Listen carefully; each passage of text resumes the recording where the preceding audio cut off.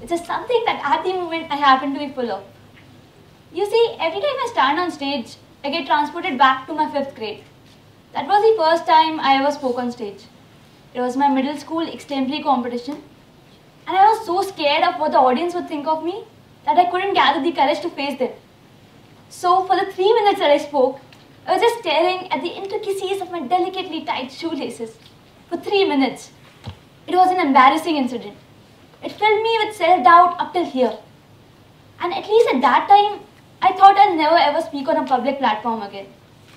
But here I am, and besides the butterflies in my stomach right now, and somewhat sweaty palms, I think I'm doing fine. Most of us at some points in our lives face self-doubt, whether it is when we're trying something new, or something at which you have already failed before. Something challenging, something threatening. In fact, when I was asked to give this talk, my first reaction was, really me? Am I capable? Am I deserving? Do I have enough experience? What if I end up looking at my shoelaces again? Doubts are like leeches. They don't leave you so easily. They continue to haunt you until you face them.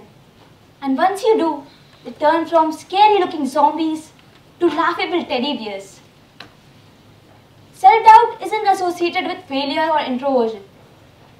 You can be a quiet employee in a data science firm, or you can be a celebrity with millions of followers. Doubts plague one and all. Natalie Portman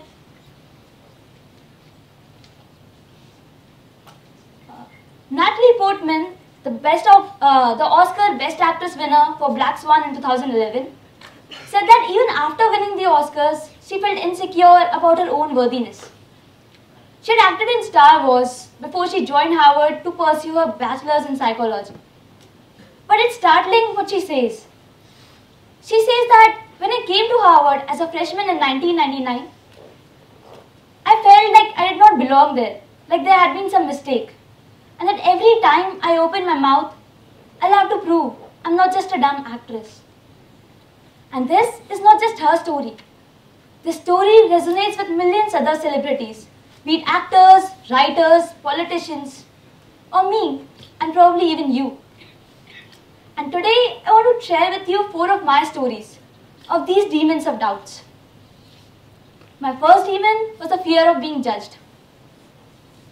I very distinctly remember my dance classes in school. I was 12 then and awful at dancing. Believe me, my moves were awkward, abrupt and funny. I was like a dangling skeleton. My friends ridiculed me. I was a constant target of their jokes. And this all might seem a trivial affair right now, but as a 12-year-old, those constant jibes were daunting. Honestly, if there was a way I could have dodged it, I would have. I tried bunking those classes. I tried hiding from the sight of my peers and whatnot. But there was no escape. And today when I look back, I'm thankful there was no escape. I'm thankful my fears were exposed publicly. We tend to hide our fears. We bury them in a corner where we won't have to visit them.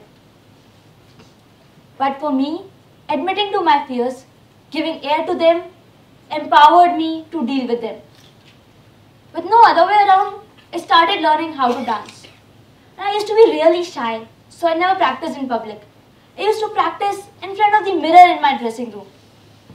Gradually, I began improving. Now, don't raise the expectations too high here. It wasn't like I was auditioning for Dance India Dance Next. The only way that is happening in this life is if I bribe the security guard to let me in.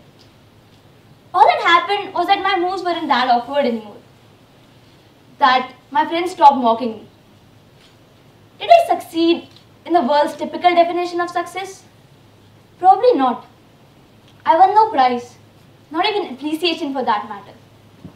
But I did succeed. I succeeded in overcoming my mind's doubts. I lost my fear of dancing. But there's more to it. I found the courage to look at my fear in their eyes and tell them, you don't own me anymore. The second demon I met on my way was the demon of failure.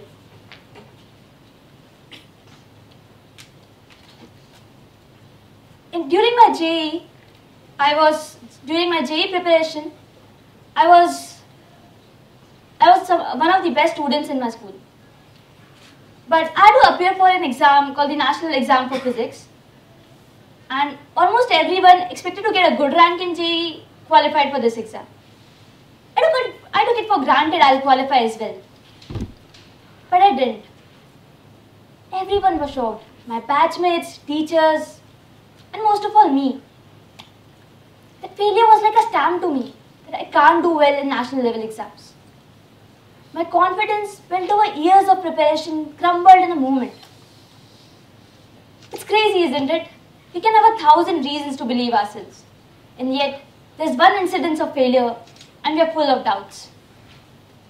We see failures as dead ends, times to console ourselves, or maybe drop our dreams altogether. But failures are the best learning opportunities you can ever have. My failure taught me this. 6 months ahead, I had my major exam. And in those 6 months, doubts never stopped echoing in my mind. You've already failed once. What makes you think it's going to be different this time? But I chose not to focus on my fall, rather what I could pick up from it. In those 6 months, I worked very diligently to learn from my mistakes. I discussed it with my teachers, I listed down my shortcomings and pinned it on my wall. And every day I used to practice on how to fix them. And you know something, doubts are brittle. Every stroke of my perseverance broke those doubts into smaller and smaller pieces. Ultimately, I attained a perfect score in physics in JEE Mains. That's how I bounced back from my fall. Whenever we try something challenging, it's not just the outside world that we are fighting. There's always a parallel battle being waged internally. My third demon was this demon of internal fear. Can I really do this? In my freshman year summer, I learned about a basic mountaineering course. Now, this course involved a month-long training in Manali where you get to learn rock and snow climbing techniques. Now, I don't know why, the thought of snow is like a fairy land to me. I was so happy, I didn't think of anything else. I didn't think of how underprepared I was for the course. I just signed up. When I started the course, I awoke to reality. The course involved some very rigorous physical training. But it was the last day that really took a toll on me. That involved climbing a summit of 15,000 feet. Now, I don't know how you would process this number, but as soon as I heard this information, my brain already started planning of how I'm going to fall sick on that day and just stay in my tent. It was a very convenient idea, and I would have executed it had I not been such a bad actress. My coach took a second to figure out my drama. She was really annoyed.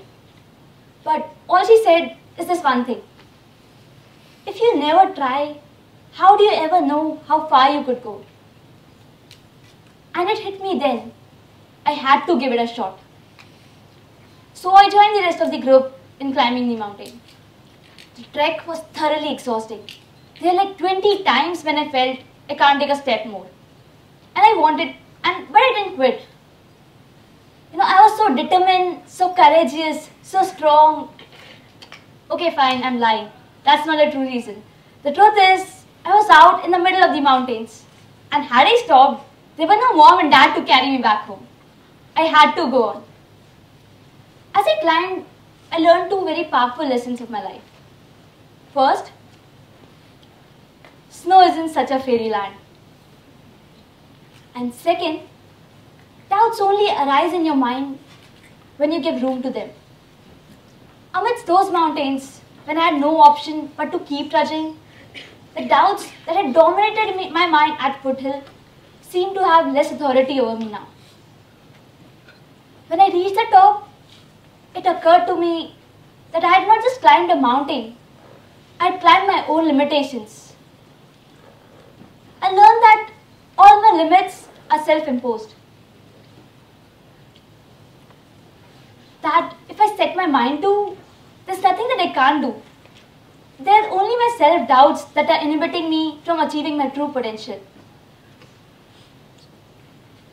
The scariest demon of doubt I've ever met was the demon of comparison. The demon that attacks your self-worth. Last summer, I was interning at Google, where I was surrounded by a bunch of geniuses. It seemed to me that my colleagues were constantly outperforming me. They seemed to be working at the pace of a cheetah, while I scratched my head and slacked like a sloth. I felt like I did not deserve to be there.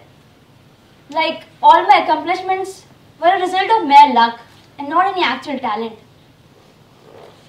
I began losing my passion to work because I felt I couldn't match my colleagues anyway. And then one day, my team manager comes to my little desk and tells me this. Hey Palak, thanks for pointing out the mistakes in my work. You have a very keen eye for details. Can you review another work of mine? Well, I have been doubting myself all this time. And here's someone with 10 years more experience than me, asking me to review his work. That's when I began doubting my doubts. I realized I had my own strengths, that I might not be as fast-paced, but I was meticulous and thorough with what I did. That made me slow, definitely, but it helped in avoiding future road bumps. I realized that my way was neither better nor worse than my colleagues. I had my own unique skill set. Acknowledge your uniqueness. You don't have to measure yourself against someone else's definition of success. Create your own. The day I moved on from being better than someone else to being the best me, my self-doubts began thinning down. All these failures, all these fears, which probably my mind portrayed as master failures, followed by those portrayals of master successes. What's a role movement? It's a term I invented for myself. You see, we have role models in our lives. Our heroes whom we look up to, whose qualities we admire and wish to adopt. But do we realize we have been our heroes ourselves? That each one of us have had times in our lives when we have stood up to something giant and conquered it. Recall those times and set them as your role moments. There's nothing more powerful than these role moments in helping you triumph over your doubts. It's not that since I'm giving this talk right now, all my doubts have been resolved. The stage monster of grade 5 does come back to haunt me sometimes. But over time, I've built a confidence well for myself. This confidence well has droplets of my role moments. It has the triumphs I'm proud of. It has the failures and the lessons I've learned from each of them. It has the reflection of the person I'd be proud to be. Each time I'm plagued with self-doubt, I tap into this confidence well and I ask myself, if I could have beaten all those doubts back then, why not this? Those memories are now my assurances. And this is the message I want to leave with you. Stop being afraid of being judged. Don't see your failures as weaknesses. Realize your own self-worth.